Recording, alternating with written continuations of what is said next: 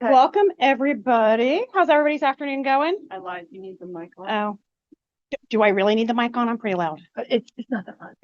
Okay. There you go. Okay. I don't know what we were thinking with this title, so we're basically here to talk about evidence-based home visiting in Tennessee and some things that we're doing at our site in particular. And then we'll also get into a little bit of the HOPE framework and positive childhood experiences and how we've also implemented some of that at our site.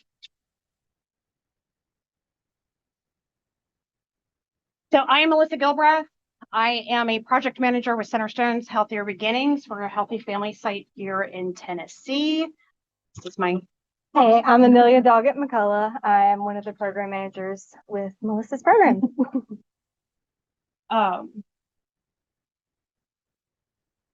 So quick icebreaker, because really it's about my own curiosity. Has anybody used Waymo? Is that the self-driving car? Yes. I have. Did you love it? It was so cool. Okay. The neatest thing ever. The wheel in the front seat actually turns too. Like it looks like there's a ghost driving. So I heard about it recently and everyone apparently loves them. And I'm going to LA next week and I just didn't know if we were going to. Okay. Thank you. So really not an icebreaker. It was really about my own. Amelia, still not convinced about Waymo. So I kind of already did an overview of what we're going to talk about today, some of the objectives. We heard some of this same language in the speaker this morning around hope and healthy families. So you'll be hearing a little bit more about both of those things during this presentation. So what is evidence-based home visiting? Is anybody familiar, besides Rob, with evidence-based home visiting in Tennessee? One-ish? One, two? Okay. So evidence-based home visiting programs can be an effective early intervention strategy to improve the health and well-being of children and caregivers. And research shows that young children and families that participate in home visiting show improvements in health and development outcomes and increased school readiness. We have 4 models now in Tennessee. We have Healthy Families, which is actually Healthy Families Tennessee, nurse family practitioner, partnership. I always say that. My House, which is a new model out of Vanderbilt, and PAC, which is Parents as Teachers.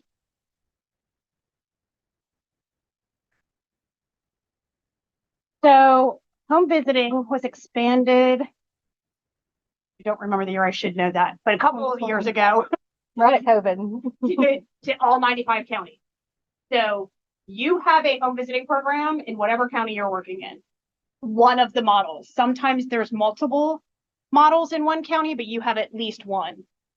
And you can find the contacts for those if you're interested at the Tennessee Department of Health website under evidence-based home visiting, if you are looking for what program exists in your county. We cover 3 regions, mostly South Central. We cover 15 counties across Tennessee. Mostly, like I said, in the South Central region, a little bit in Middle, and then we have a few Upper Cumberland counties. So what are the services that we offer? So these are some of the things that we can offer with our evidence-based home visiting service. We do parent coaching. We have multiple curriculums that we use. We have Growing Great Kids. We also work with the Partners curriculum out of Florida State University. We have tobacco-free programs.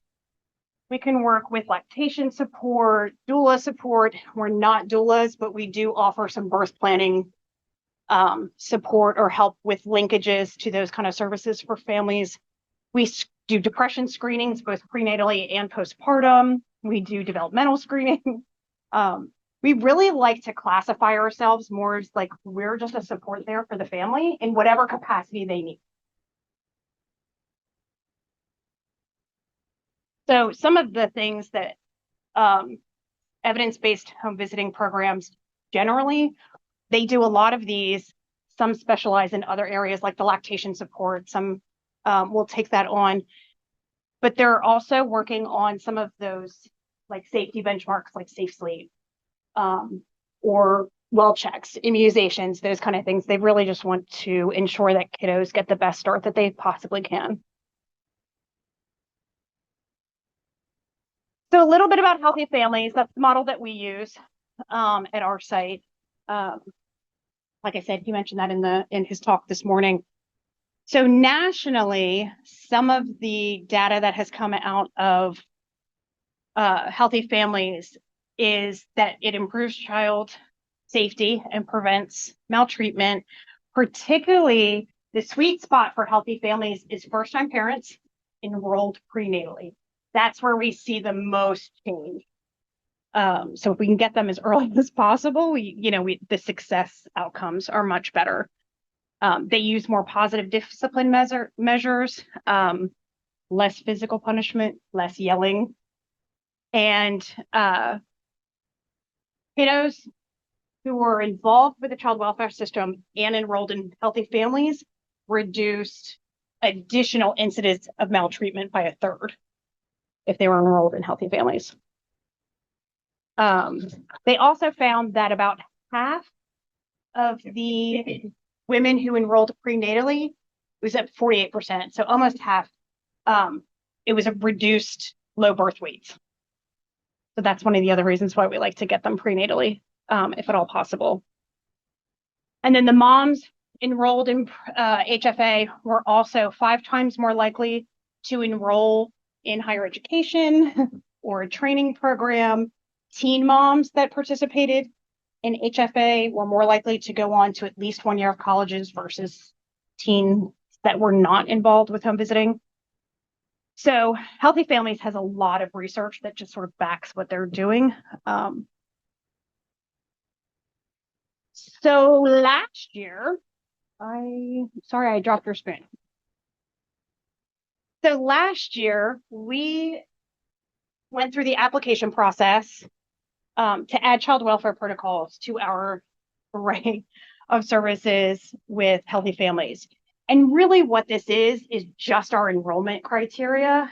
Healthy Families is a pretty narrow enrollment criteria. It is prenatally until that baby is 3 months of age. So we really have to get them in early or they're out of our criteria for enrollment. So what we did with child welfare protocols is if the family is in some way connected to a child welfare entity, and that can be CPS, DCS, that can be Safe Baby Court, we can move that enrollment criteria to up to 2 years. So that really opens up the opportunity for families to get served. So we opened up that enrollment criteria last year. And then with that, we also started adding what services we could add on top of that. So Centerstone has an umbrella of early childhood services. Healthier Beginnings is one of those. But we also have Project Launch, which I've talked to a few people here are very familiar with Project Launch. We also have Federal Healthy Start. And those services can provide virtual or in-home therapeutic services. A lot of them are trained in PCIT, CPP, Circle of Security. So we can bring them in too with our families, and then they really can get an array of services under this child welfare umbrella. Questions? Yeah. So the program that you just talked about, not to have the family, but the other ones, we don't have an office in Memphis? We don't. We're not in West Tennessee. Like I said, we're mostly in like Middle Tennessee region. You have home visiting. You have Yeah. Healthy Families and I PAC. think Obama does that. It's Yeah, Lamar. honor. Mhm. Okay. So we're gonna switch gears a little bit. We're gonna talk about hope. Who has heard of the HOPE framework? Okay. One-ish, maybe two. Who has heard of positive childhood experiences? Or have heard about that? Okay. So by taking the time to learn about HOPE, we're becoming part of a movement that seeks to change the way professionals who interface with children and families deliver care. It's more effective and seeks active engagement with families. So we're really excited to move in that direction.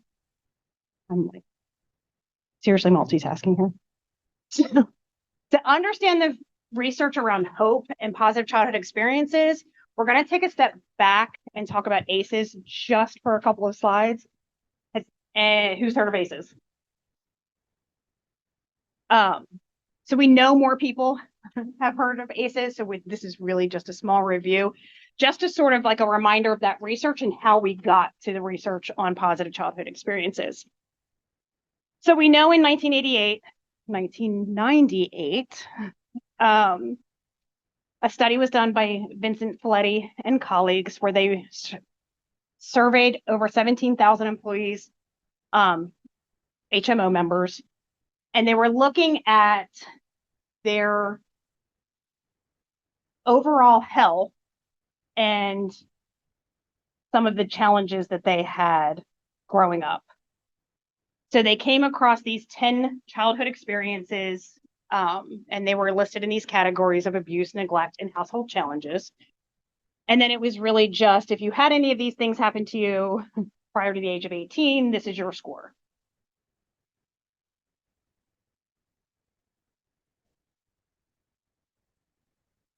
And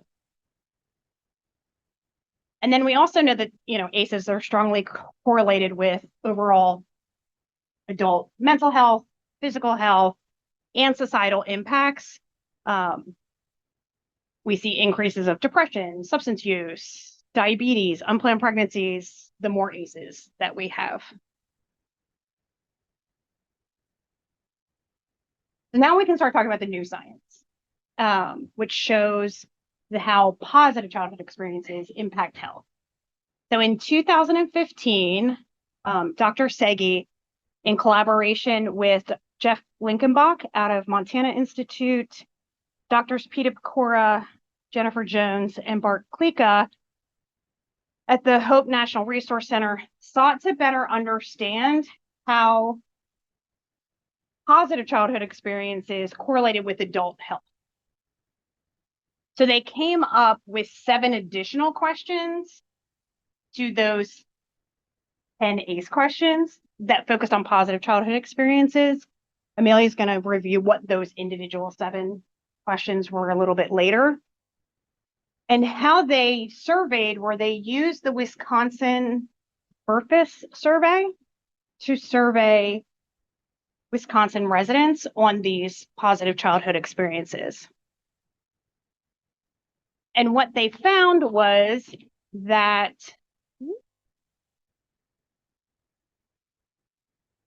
these positive childhood experiences reduce the impact of ACEs. So the more positive childhood experiences that were scored, the less impact of ACEs. So the 2015 Wisconsin Purpose data showed that if they reported 6 to 7, so it was 7 questions about positive childhood experiences, so 6 to 7 positive childhood experiences, only about 20% of that sector reported poor mental health, as compared to participants who could only describe 1 or 2 positive childhood experiences reported over 60% of that population reported poor mental health. So it really is dose dependent. So regardless of how many ACEs you have, the more positive childhood experiences, then the less those ACEs impact your overall health in adult. So we know that positive childhood experiences can protect adult mental health and overall health.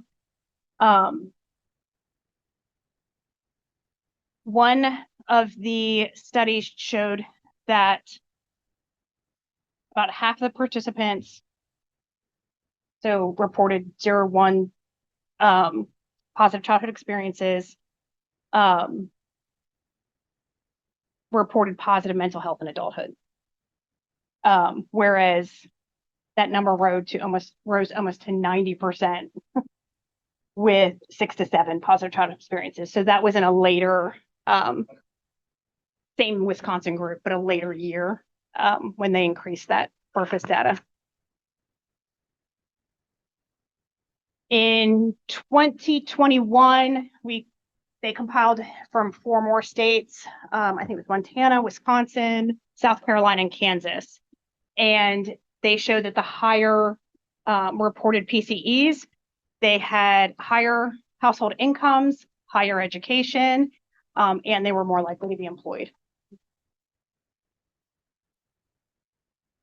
We also know that higher PCEs were associated with lower substance use. That's out of the 2019 Montana BRFIS data. And this was overall all substance use, smoking, anything, alcohol consumption. The individuals who reported the highest levels of positive childhood experiences had a 68% reduced risk of ever having been a cigarette smoker. And in the Montana data, they found that overall, with all of the PCEs, and like I said, Amelia will get into what those individual 7 questions are, but the one that's had the most impact were feeling safe and protected by an adult in the home. So that question seemed to have the most impact on adult health.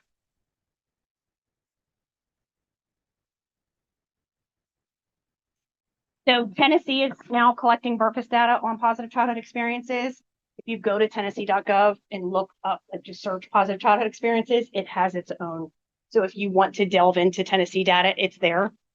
In 2021, the BRFIS data correlated positive childhood experiences with lower rates of depression, heart disease, overall improved physical health, and greater odds of being employed. So I just wanted to let everybody know that Tennessee is collecting this data as well. And then Australia did a longitudinal study. They followed 5,000 children from birth through adolescence, and they found that the higher or the more PCEs that the children experienced were correlated with improved mental health, better academic skills in adolescence. So what we like to see about these is like, we're not just improving physical health or mental health, like you're seeing those societal adult like income and employment and education and all of these kind of things. So that's part of the excitement of the positive childhood experiences research. You? Me. Look, I'm Okay. sorry. No more data. So to summarize all of that data, multiple of these research articles indicate that the absence of positive childhood experiences has a more dramatic negative shift in adult mental health than those of the presence of adverse childhood experiences. That could be because positive childhood experiences influence the biology of stress, both by disrupting the toxic stress cycle brought on by adverse childhood experiences, as well as supporting the body's ability to manage those regular life stressors, even with the presence of ACEs. So just kind of let that sink in for a moment. What does that mean to us? To me, it means it's empowering to know that we can't always stop those adverse childhood experiences, but we can promote the positive childhood experiences to build resilience from that adversity that they experience. So here's the scale that Melissa was talking about. This is the questionnaire. There's 7 items on the scale, and the options are never, sometimes, almost always, and always. And almost always or always will give you 1 point with a max total of 7, obviously. So we're going to see able to talk to family about feelings, feeling supported, enjoying participating in the community traditions, feeling a sense of belonging in high school, if we ever do in high school, feeling supported by friends, having at least 2 non-parent adults who took interest in you, and feeling safe and protected by an adult in your home. So let's talk a little bit about what we mean when we say positive childhood experiences. So the HOPE framework consists of 4 evidence-based building blocks, which describe types of key positive childhood experiences that are critical for healthy development. And these building blocks are relationships, environment, engagement, and emotional growth. And we're going to go into each of those in the next slides and kind of talk about ways that you can talk about them with families. So first block, relationships. So this building block emphasizes the importance of nurturing and supportive relationships with other children and adults. Early secure attachments, for example, between parent and baby early on, are critically important for healthy development later on in life.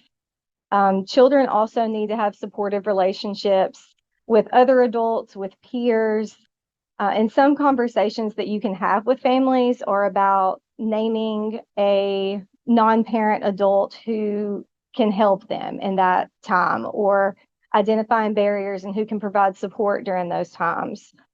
Community resources, support groups, those are some opening conversations about relationships, whether that be through a teacher, aunt and uncle, grandparents, someone other than the parents that can also provide support to that child.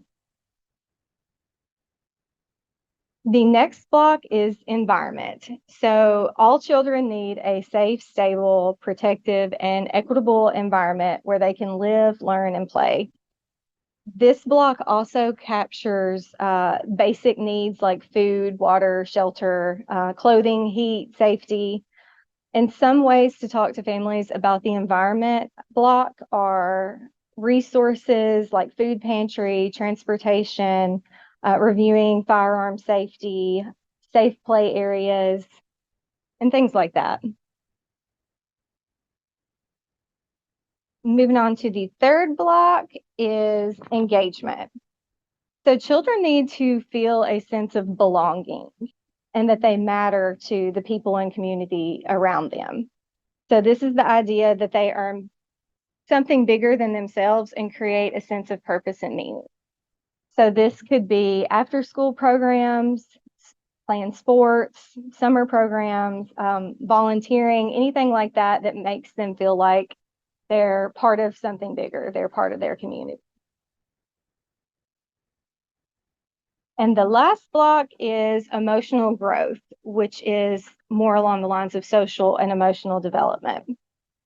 So children need to develop social and emotional competencies, which will allow them to constructively navigate adversity and challenges throughout their lives. This often happens through unstructured play for children. It also occurs through interactions with adults who can help identify and name those emotions and model the behavior so they know how to deal with challenging situations later on. So that kind of ties back to that relationship piece. Are they learning how to manage their emotions? Are they able to name their emotions? So some ways to talk about that with families are asking parents if they know how to help their child when they're angry or they're frustrated or they're worried, or if they have a feelings chart, mindfulness, and, kind of just talking about taking care of themselves when they're feeling sad or stressed. Okay, so now we're going to get to our project and what we did at our site to promote positive childhood experiences. So our site currently has 11 HOPE facilitators, and a few of us took it a step further and went through what they call the HOPE Champion program, and that engages a deeper dive of HOPE on a more like agency and policy level. So we were tasked to complete a HOPE project that allowed us to celebrate positive childhood experiences and provide knowledge around the 4 building blocks of HOPE.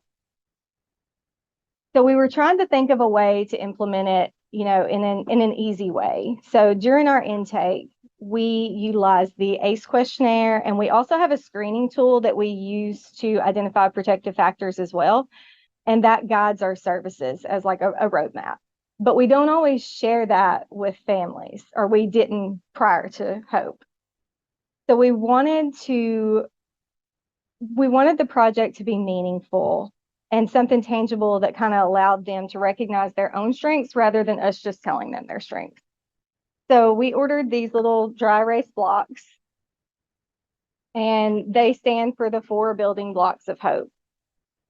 And we encouraged families to write words on each side that related to the building blocks. And it was kind of a way for staff to use the blocks as a visual. And there were a few other ways that we're going to get to that they did. So one example of how they used them was a hope game. So they basically printed out little hope squares for each building block, and they would roll it like a die, and that way the whole family could join in. So like when you roll it, you point out, sorry, let me get you one. I was gonna get her test. Thank you, I appreciate it. So you roll it, whatever it lands on, the family gives an example, or whoever rolled it gives an example of an experience that they have. Some staff also utilize just a worksheet and ask families to explain ways that they used hope in their everyday life. And some staff just found emergent opportunities to kind of slide it in to recognize strengths and those protective factors. But the overall goal was to share it with families in a fun way. We have found that everybody likes writing on the blocks the best, though. Babies also chew on the blocks, though, so, we have to go through a lot of blocks. Okay, so we're going to do a little activity. If you all have little blocks, or if you need help opening them, let me know, because they're a struggle. Maybe just for me, not for everybody else. Take a few minutes and try to write at least one example of each of the 4 building blocks. So one example of a positive relationship, one example of a positive aspect of your environment, one example of engagement, and one example of emotional growth or social and emotional development. You don't have to. Yeah, you don't have to, but Together. Like, or things like you see in your community that you could do each one building block. Or in your work that you could do. Oh, yep. slide back up for what they are. There we go. That one. Does anybody need block?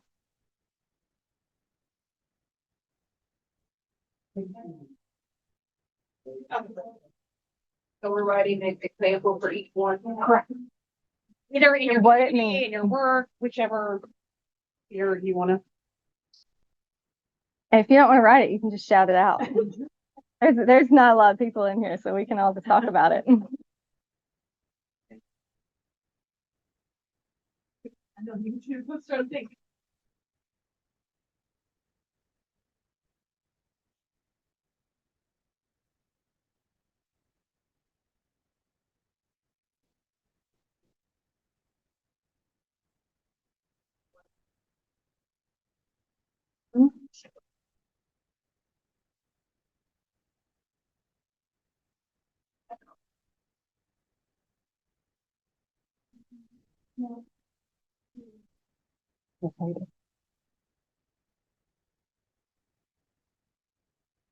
Maybe 5 minutes.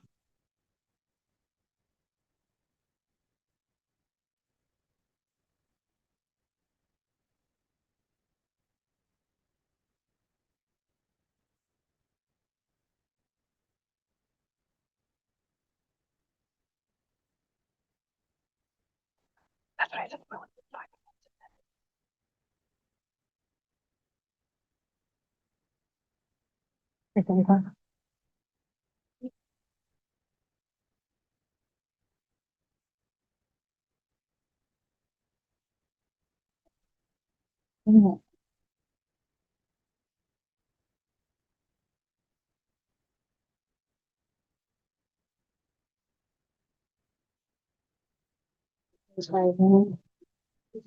I'm thinking.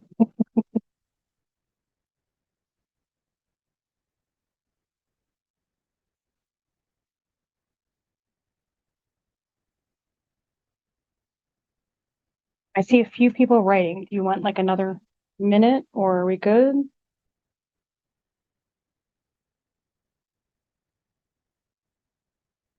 Emily's writing? Give me a few more minutes. It's hard to think about. Yeah, it's fine.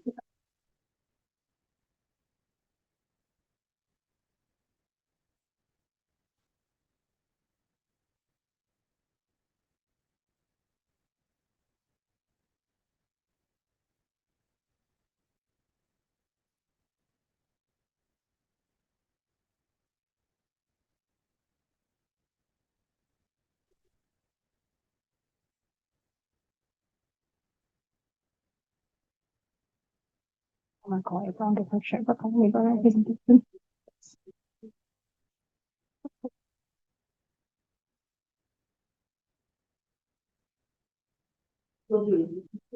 Okay, does anybody want to give an example of a relationship or share a relationship that you have or that you had as a child?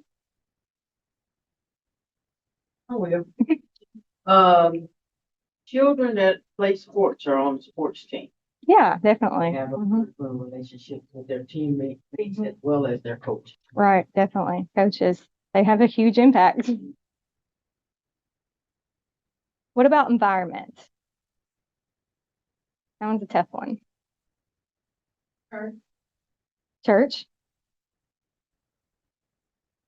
Yeah. When you're around other kids, show them that it's safe, it's okay. That the environment shows the ins and outs, Yeah, for a heartbeat, the bathrooms, and it's okay. Them feel safe, it's okay to play and be happy.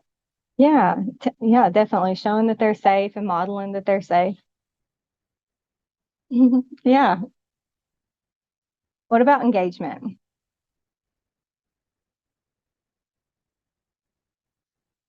Engagement, it's okay to participate.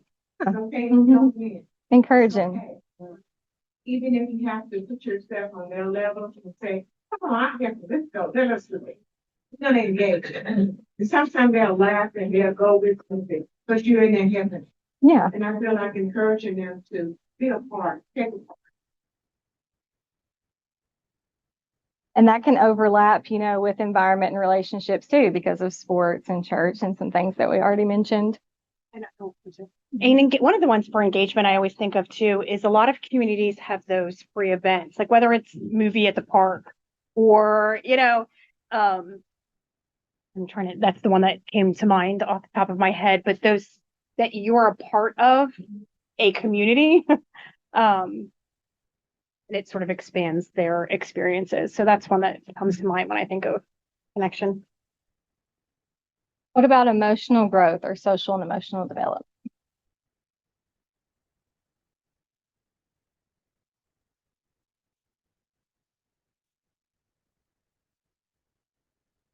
Being a part of a group where they recognize if you're not there, so you feel like you're a part of it. That goes with engage. Well, it goes with really all four categories to an extent.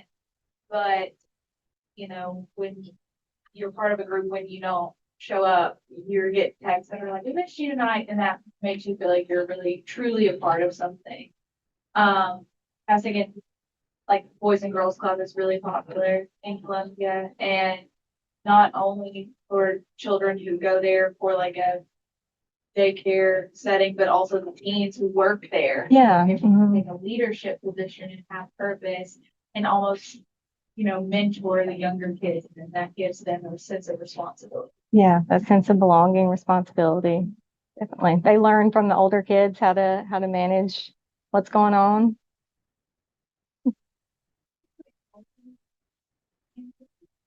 Yes,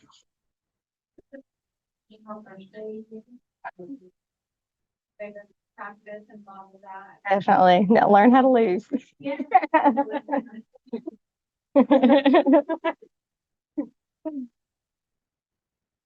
Anybody else want to add anything before we move on? Emotional. Thinking about sometimes with children, they so easy to, have a little attitude, they don't want to complain, and sometimes they'll shed a tear. And I can notion the growth is to teach them that it's okay to, not participate. It's okay to have an attitude, but we're gonna still do it anyway. And you have to encourage them to get over their emotional, and let's win this game. Yeah, I love that. Yeah, teaching them it's okay to get mad, just keep going. Very important in sports. Okay, let's get back to where we were. Okay, so giving equal attention to the positives allows us to provide more unbiased and empathetic care. It keeps our actions judgment free and doesn't place blame. It builds trust between the families that are enrolled in the programs, amongst the communities, amongst the providers and practitioners. And it helps families and communities use their strengths to increase well-being and more better mental health. So really, when it all comes down to, we believe that families and children are resilient, and we want to take every opportunity possible to celebrate those strengths, whether that be during assessments, during treatment planning, or intakes, or even creating organizational policies, keeping that in mind to celebrate those strengths of those families. Many of our systems do focus on the negative, so hope shifts the narrative to start thinking more about the positives. Screening tools can, create a presumption of deficit sometimes. So hope is shifting that narrative to define families by their strengths as well as the challenges that they face. So thinking about at our own site, we took time to discuss who might have trouble accessing these building blocks and are there barriers that we can help remove. So a way that our site kind of tried to address what we found were, barriers were our parent satisfaction survey. We asked them to rate, what they felt the needs were in their communities, what they struggled with, and try to provide support in those areas. We talked to some of our referral sources to see what they found were barriers. And also we have an advisory council that we work with as well. And actually, I'm not calling Emily out, but she's on it. So they help us out with, trying to find ways to support those families and give them equitable access to the building blocks. So staff brought some feedback after they started our project as other ways to incorporate the positive childhood experiences. And from that, we gathered it's good to have a conversation guide so that it's not as scripted, like we can talk about the blocks without making it feel like, teachy. We're just having a conversation. Also focusing on one block at a time, so it's not as overwhelming to families to try to sit here and think about everything, take it one at a time. Utilizing positive childhood experiences when we do the adverse child experience scale. So during our intake, when we're going over ACEs, taking that time to utilize positive childhood experiences as well. And of course, bringing blocks for extra family members so that they can learn about it too. Okay, we may not be able to do this, but I'm gonna try it. We can. Okay, so one of our own staff members, I guess it was for her, was it her champion project?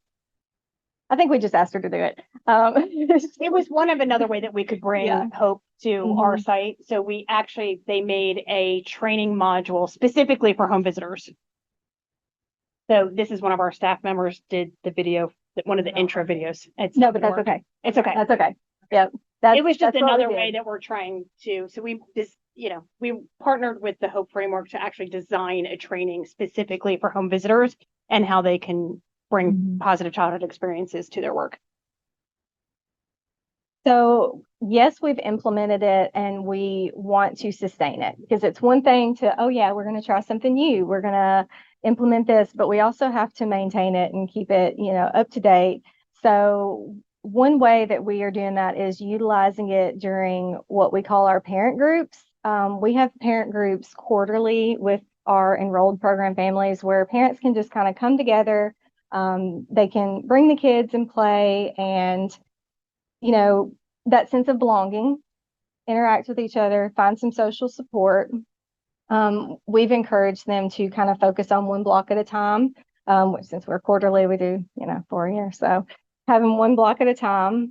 We also tailor the games to the family's needs, which includes, like I said, with the toddlers, letting toddlers play too, letting grandparents join in, because everybody's got a different experience.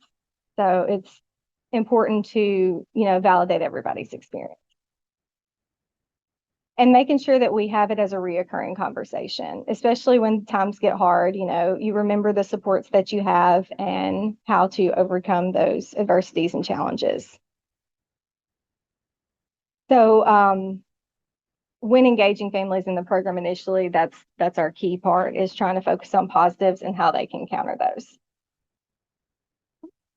Okay. So Yep, go ahead. one of the other things that we wanted to do that we added this year is we do a yearly parent satisfaction survey. Amelia mentioned it a little bit earlier. So we added questions that kind of would link to positive childhood experiences, such as, does your child have a trusted relationship with an adult other than you? Do you feel like you live in a safe community? Questions like that got to some positive childhood experiences. We also mirrored those same questions on our staff satisfaction surveys that we do yearly. And I will say that we're talking about positive childhood experiences, but I think they're also important for adults, because I'm going to tell you that we got one response on one of our staff surveys that they said no, that they did not have a trusted person in their life. So I think while we're talking about positive childhood experiences, we also need to think about the adults in our lives as well. So this was the first time we've done it. We may expand those questions. Like I said, we did have some families that did not feel that they lived in a safe community. So it just gives us feedback just to start looking at these areas of where we can start implementing some of the building blocks based on the feedback that we're getting from families and staff. And trying to find those resources, because, in really rural areas, it's hard to find, there's not always transportation, and that's one of their adversities and challenges. So just trying to find the need and support families the best we can. Okay. I know there's no chat box. Sorry. I know we thought we saved it, but it's okay. So think about what you're doing in your role right now. Do you have any examples of how you are promoting these building blocks without knowing it in your work?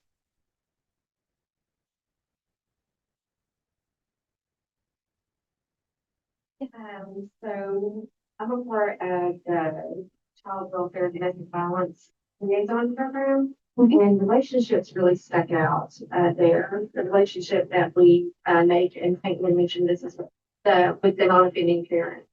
We become a part of that same relationship for that person. So I love it. Yeah. That was a really good example. And if you're around that child, you might also be a trusting adult for that child. Yes. Is that we're also we're employed by domestic violence agencies, so we might have a shelter that's attached to that, and that is lots of opportunity to go and provide that safe environment. Really, all of those. So, thanks for just highlighting how important they are. Yeah. Engagement.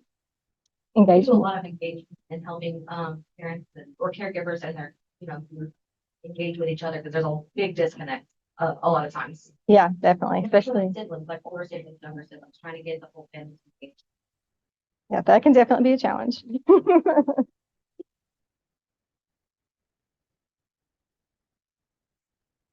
I think we all educate different time all for the laws. Sometimes we do it without really thinking about it. One thing is that we're concerned about the children. So in order to do that, it's got to be a passion of the heart.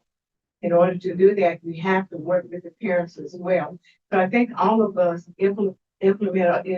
we incorporate all 4 blocks, not really knowing, but because we really care and it comes from the heart. Yeah. Yeah, I don't doubt that. We're all doing it. We're just giving it a name now. A lot of things touch on vesting. So looking at time during the fast for the engagement, relationship.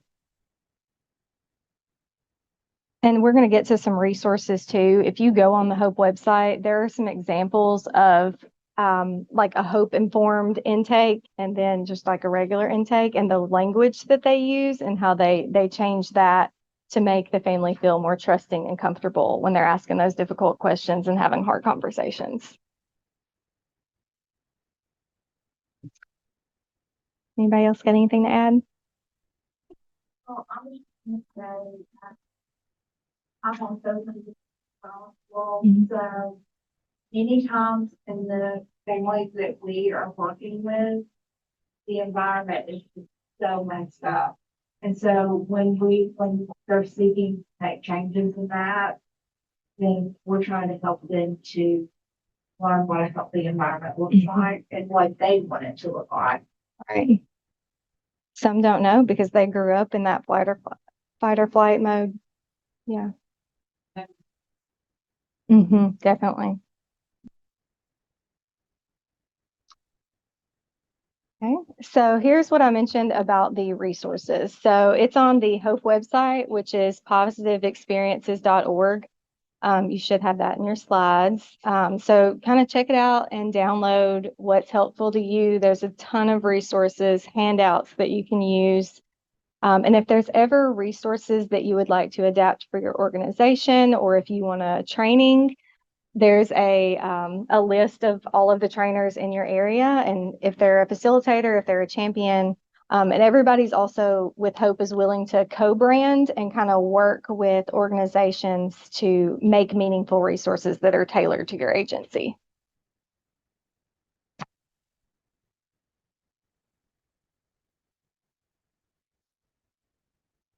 Okay, you have anything else? We have plenty of time. Okay, so just as we close, we don't have much else. We can just kind of have a conversation if you want, but to learn more about Hope, share the framework with your colleagues, with your managers and directors, and you can email the Hope team directly. You can, like I said, search the website for a facilitator and reach out to them directly. We're all willing to come and travel and do trainings wherever you'd like us to. Questions? About anything. Doesn't have to be, related. No. Okay. We have a survey, but it didn't get saved. Oh, it didn't save. The QR code did Hang not on. save. Hold Yeah. on. Wait, we can put it up there. Let's see. How are we going to do this? Can you email it to her? The last one, The CEU QR code is up and running again, and I will share that in a minute. Okay. Don't worry, I won't let you miss out on those. Do you want to just send it to her? But they have a survey for you guys to do as well. What kind